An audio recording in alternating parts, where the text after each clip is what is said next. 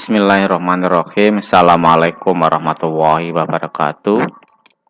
Selamat datang di Pojok Kimia Cak Sidik sebagai pengganti dari channel Cak Sidik yang berisikan video-video pembelajaran mata pelajaran kimia. Pada video pembelajaran sebelumnya, kita telah mempelajari tentang sifat koligatif larutan, khususnya sifat koligatif larutan non-elektrolit. Untuk video pembelajaran kali ini, kita akan membahas sifat koligatif larutan elektrolit. Elektrolit adalah suatu zat yang larut atau terurai ke dalam bentuk ion-ion dan atau molekulnya. Mengapa ada kata-kata dan atau? Karena elektrolit akan atau ada yang terurai seluruhnya menjadi ion-ionnya, tetapi ada elektrolit yang terurai menjadi ion-ionnya sebagian dan sebagian lagi masih berupa molekulnya. Sekarang kita lihat ilustrasi partikel dari larutan non-elektrolit dan larutan elektrolit. Larutan gula adalah larutan non-elektrolit, sedangkan larutan NaCl adalah larutan elektrolit. Kita perhatikan di sini, ini adalah partikel gula, sedangkan yang kecil ini adalah partikel air. Di dalam larutan, gula ini masih berupa molekul. Sedangkan pada larutan NaCl ini, larutan NaCl terurai menjadi ion plus, yaitu Na plus dan Cl-.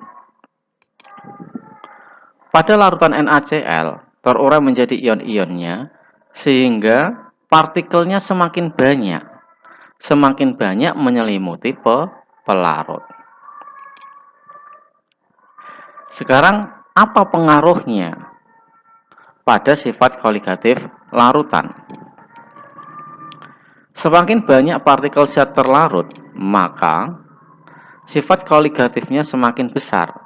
Hal ini sesuai dengan definisi dari sifat koligatif larutan, yaitu sifat larutan yang hanya dipengaruhi oleh jumlah zat terlarut dalam suatu larutan.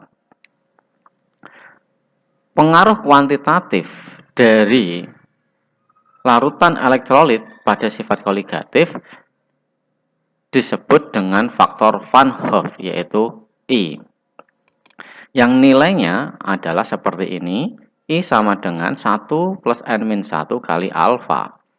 Besaran yang perlu kita ketahui yaitu N dan alfa. N adalah jumlah ion, sedangkan alfa adalah derajat ionisasi yang menyatakan seberapa banyak partikel-partikel dari zat terlarut itu terurai menjadi ion-ionnya. Nah, berikut ini adalah contoh larutan elektrolit dan larutan non-elektrolit. Contohnya adalah NaCl, KOH, HCl, H2SO4, MgNO32 kali merupakan larutan elektrolit. Kemudian glukosa, urea, kamfer, alkana, alkena, alkuna merupakan contoh larutan non-elektrolit. Secara garis besar, larutan elektrolit itu bisa berupa garam, asam, dan basa. Sekali lagi, larutan elektrolit itu bisa berupa garam, asam, dan basa.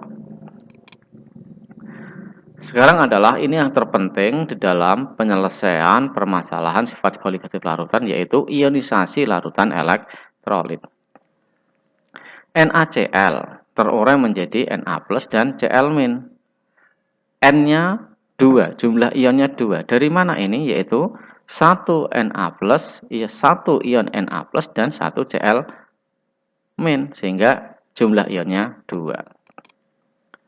BaCO3 terurai menjadi 1 Ba2 plus dan 1 CO3 2-, N-nya 2. H2SO4 terurai menjadi 2H plus dan SO4 2-, N-nya 3. 3 dari mana?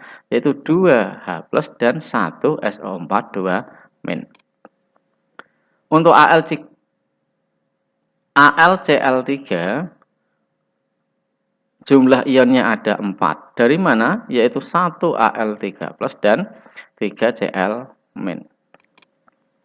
Untuk Al2SO4 3 kali, N-nya 5. Dari mana? 2 Al3 plus dan 3 SO4 2-. Sekarang adalah rumus sifat koligatif larutan elektrolit. Sekali lagi yang membedakan adalah faktor Van Hoff tadi. Penurunan tekanan uap delta P sama dengan P0 kali XT, di mana XT-nya adalah bentuknya seperti ini. Yang dikalikan I adalah mol dari zat terlarutnya. Sedangkan penurunan titik beku kita tinggal ngalikan dengan I. Titik didih kita juga tinggal mengalihkan dengan I. Demikian juga dengan tekanan osmosis.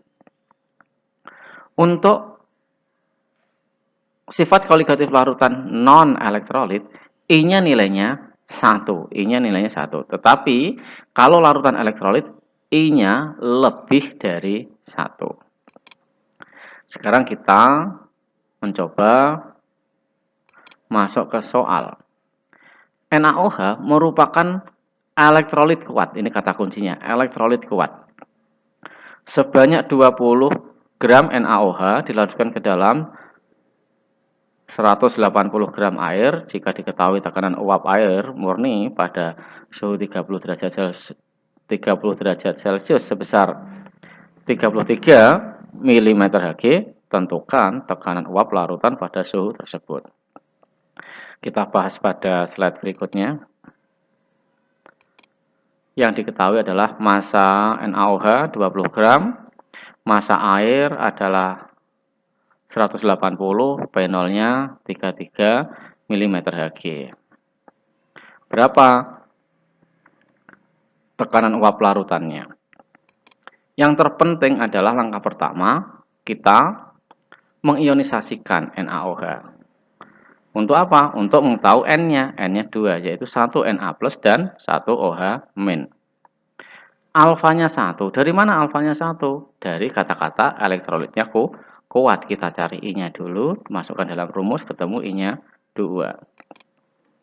Karena ini terkait dengan tekanan uap yang berkaitan dengan fraksi mol, maka kita cari mol masing-masing, yaitu mol NaOH dan mol H2O. Kita masukkan ke dalam rumus, ketemunya seperti ini. Kemudian kita cari fraksi molnya, kita kalikan I-nya untuk mol terlarutnya. Dalam hal ini adalah NaOH. Ketemunya seperti ini, 1/11. Kita buat pecahan saja untuk mempermudah perhitungan. Jangan didesimalkan. Didesimalkan nanti pada akhir saja. Kemudian kita masukkan rumus delta P sama dengan P0 kali XT. Kita lebih enak, 33 sama 11 kita coret 3. Sehingga P-nya,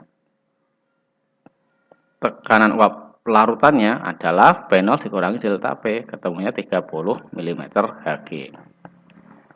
Kita lanjut ke soal yang berikutnya.